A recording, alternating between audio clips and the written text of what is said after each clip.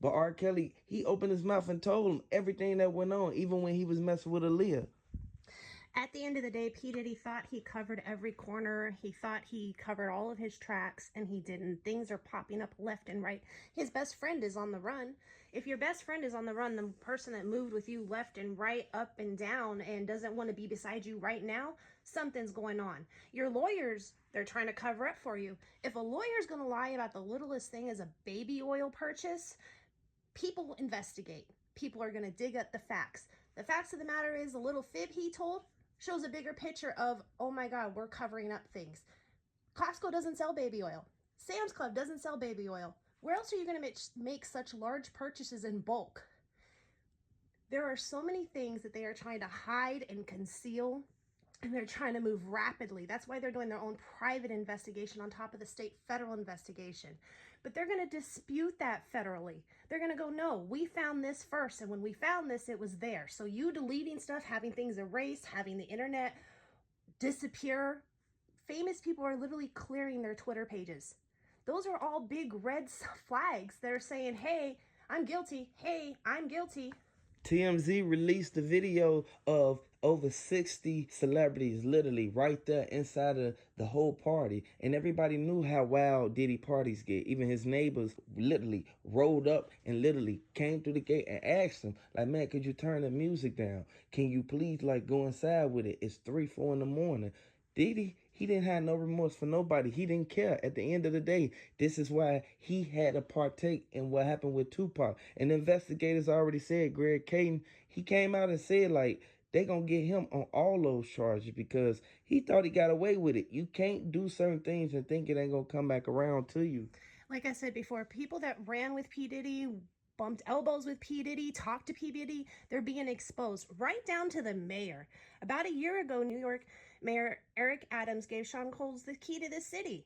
Now both of them are facing charges and stunning fall from grace. During a ceremony in Times Square, Adams handed Diddy the key, a symbol of recognition for New Yorkers who have achieved remarkable success. Diddy was born in Harlem in 1969 and later attended Catholic school in the Bronx. Adams, now 64, also proclaimed the day Diddy Day. They leaked that audio, and by them leaking that audio, it made it seem like everything that the security guards were saying was true. If anybody else is going to be implemented in this trial with P. Diddy, I really think that they're going to hold that until we see the trial date in May, because this is already hard enough for them to control. They got to try to keep it as quiet as possible. Now, mind you, P. Diddy has already asked for a gag order because he wants to be able to control the direction of what's communicated in his own way. If he lets certain things get out, it may mess him up tremendously. They already took his kid's passport. Justin Combs and the daughters, they took their passport. They can't even leave out the country. Everybody is on lockdown per se. And until this all comes to a head, we're going to see all kinds of ways that P. Diddy is going to try to continue to manipulate the situation that is beneficial to him. But at the end of the day, I really think that the prosecution has a solid case and they're really trying to hold their weight and keep everything as hush-hush as they can. We're not going to know who else is implemented until that trial date, just for the simple fact that they don't want anyone to run. They don't want to have to chase nobody down. They don't want anybody to disappear.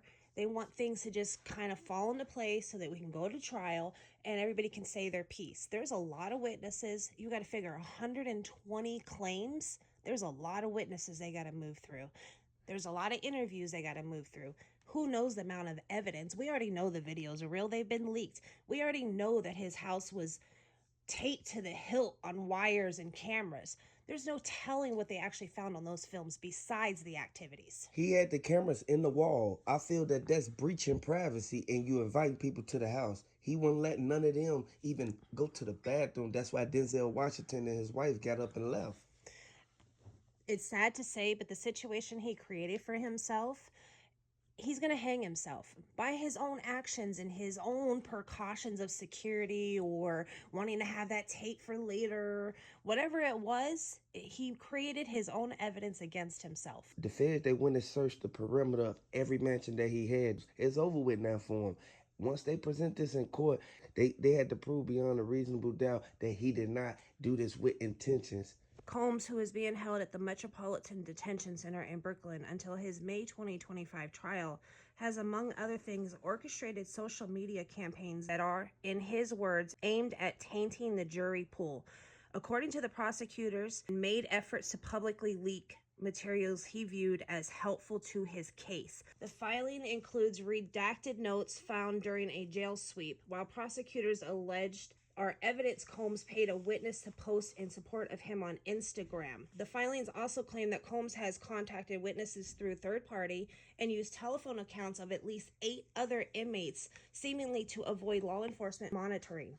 The filings also stated he tried to make a phone call to contacts who are not on his approved contact list. I hope he know that they recording every single call that he make out of that, every letter that he send out, regardless of what comes in that has his name on it. They search, they check, they read every letter. I want y'all to know this gonna hurt him tremendously in this case. R.P. Kim Porter, R.P. Tupac. The filing stated to obtain or maintain access to other inmates' phone access code numbers, the defendant directs others to pay the inmates, including through payment processing apps and the BOP, Bureau of Prison, commissary account deposits, adding that Combs knows this is against the BOP regulations. On November 8th, Combs' legal team filed another bid for the hip-hop mongrel to be freed from the detention by proposing that they called an extremely substantial comprehensive bail package. Combs' previous attempt to be released from jail on bond has been denied by multiple judges. This renewed motion for bail by Combs' attorney was followed by 2 requests around the time he was charged and an appeal filed in the Second Circuit Court of the Appeal in September. He studied trying to get out. He studied trying to hire his lawyer to get him a bond, but his lawyer told him, you cannot get out right now, regardless of what Diddy's trying to do or whatever he's trying to hide or get in line or get in order for trial. You cannot tamper with the witnesses this time. You can send the threats, you can make the phone calls, you can do all the stuff that you've been doing, but you have to fall back at some point. A lot of people lost their lives behind Diddy. Everybody knew what happened to Al B. Shore. Everybody knew the way that he treated Cassie. He thought that it wasn't going to get put out there. They leaked the whole video of him putting his hands on her. The Fed said that they got him on multiple charges. By the way that he abused Cassie on that footage, it goes to show what he did to all them other people. And Orlando Brown said he don't like what Diddy did. He said if you go to Diddy's house, you're going to have to party with Diddy. Regardless of what went on, a lot of people knew for a fact that T.D. Jakes was the main one telling Diddy he need to change his life years ago.